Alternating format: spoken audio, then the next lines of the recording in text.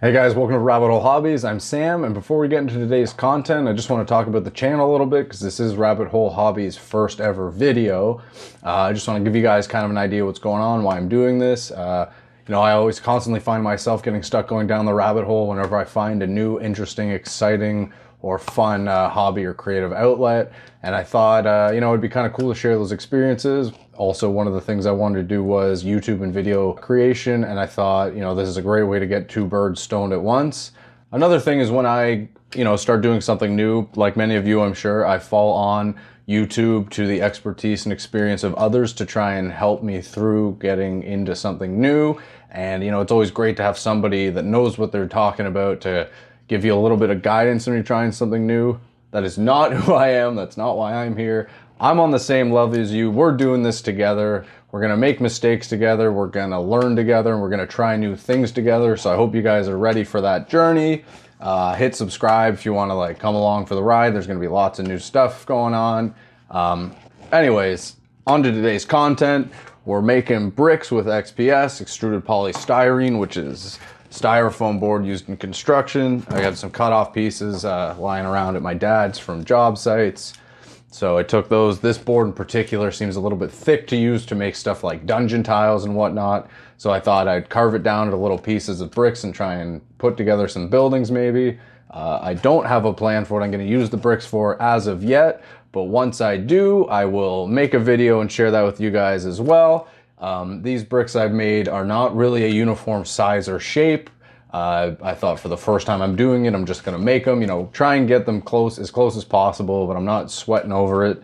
And when I put them together and build something, we'll see what it looks like. And if they really look that bad, then the next time, if I do decide to go the route of individual bricks again, I will find a way to make them more uniform in size and shape.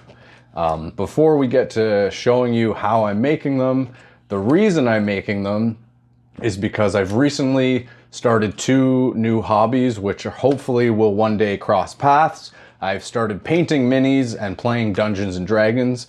These are two things that I've been very interested in doing for quite a long time and never really had an opportunity to get into, or I just didn't get into them.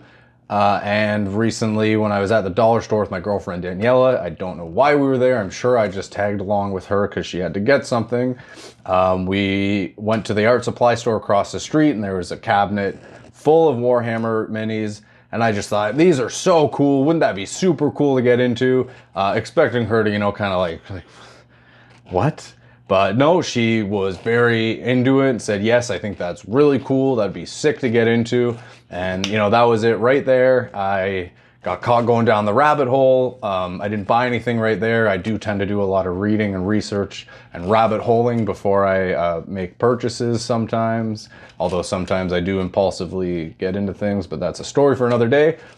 We went home, spent a couple days watching videos and reading and looking at pictures and stuff of minis, and I came across Dungeons and Dragons, where people use minis and build models and stuff to simulate placement for combat and to give the game a little bit more of an added flair, and it makes it a little bit more fun having the stuff there. So I started reading into the lore of Dungeons and Dragons and getting kind of into the idea of that. I went to a local game store. The guy showed me all the Warhammer stuff, but he also showed me the Dungeons and Dragons minis, which are much, much cheaper. And he also showed me that they design and print in-house their own minis, which I thought were super cool. I'm down to support, local artists and stores that design kind of stuff like that. And he showed me that the Dungeons and Dragons kits, there are also kits that are for beginning. They come with, I think, 10 paints, one brush, and a mini. The first one I did was Minsk and Boo. I thought it was super fun. I was immediately stuck on the idea of painting more minis, even though it took me a couple hours. It did come with a video tutorial, and that's great because I had no idea what I'm doing, no idea for techniques, for coloring, for washes, nothing. So he gave me the deal, buy the paint set, and he gave me 10% off a box of their own in-house minis. I think there was about 20 of them in there. It was a great deal, all kinds of different, goblins and kobolds, and there's a giant, whatever. So I've been kind of stuck going down the rabbit hole of minis and Dungeons and Dragons, and I'm actually now running my first ever campaign as a dungeon master in Dungeons and Dragons with a few of my buddies. That's going really well, and I think this will be great for when we can get back together in groups and play in real time, in person, on a table, to have minis and, you know, forests and trees and mountains and castles and towers and whatever on the table with minis. I just think it'll make the game like a lot more fun. It's super fun as it is, but I'm just into the idea of that. So I thought today that I would start with these bricks, and that's enough of me rambling. So let's look at how to make some bricks. It's super easy. It does take a long time. It's a slow process, but you know, I'm sitting here, I got football game on, put videos on, watch TV, whatever, and carve away, and it is kind of relaxing. It took me most of the morning to make these few bricks, but I'm enjoying doing it so far. And anyways, yeah, let's make some bricks. So really all you need to do, this is something to cut on. I use these old bar mats, they work really great. Just put it on the flat side. You're gonna need a utility knife, a ruler or a straight edge to get your cuts a little straighter. I got some 120 grit sandpaper just to get the sharp edges off so it looks a little bit more realistic, and a bin to put your bricks in. So I started with a much bigger piece of foam and just cut off a manageable, workable size. Figure out the size you want your bricks. That's about the size I was doing before. Carefully cut this strip off.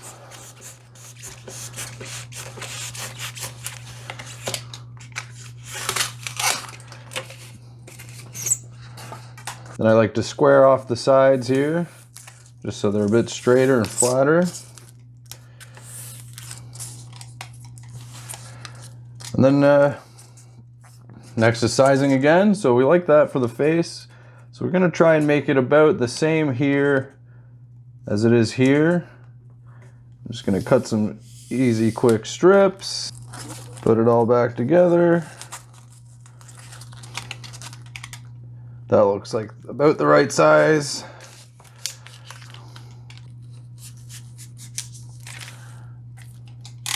Now you got all your bricks cut. Just pop your sandpaper on there.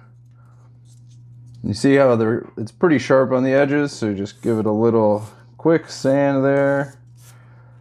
And it gives it a much more natural look to it. Pop it in the bin.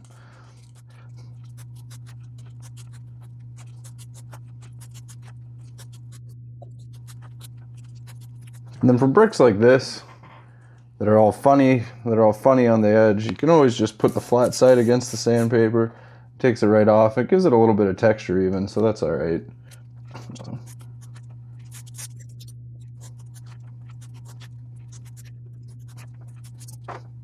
There you have it.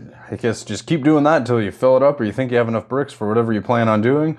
Personally, I'm just gonna fill this up and keep it handy, even if I have too many for what I'm doing. I just like to have stuff around, so if I do find a project that I want to build, I don't have to spend a lot of time doing this to prepare for it. I can just get right into building. So here's about 14 or 15 of those bricks that I just painted with a basic primer I made with school glue, water, and black paint. And I stacked them up next to some minis so you can have a decent idea what they'll look like when they're done. Of course, when I do figure out what the project I'm going to build with them is, in that video, I will be showing you how to make that primer and how to do some paint once I figure out what I'm doing. I hope you enjoyed that, and if you did, or if you have some tips or tricks of your own you'd like to share with me, or if you're just curious about following this journey with these bricks through the end to see where they go, please like, comment, or subscribe. Do all three. Thanks for watching. I'll see you guys soon.